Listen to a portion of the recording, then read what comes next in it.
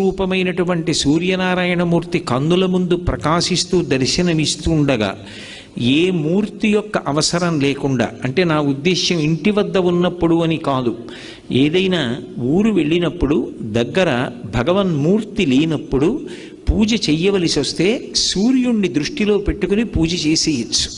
ఆ పూజ పరిపూర్ణమైపోతుంది.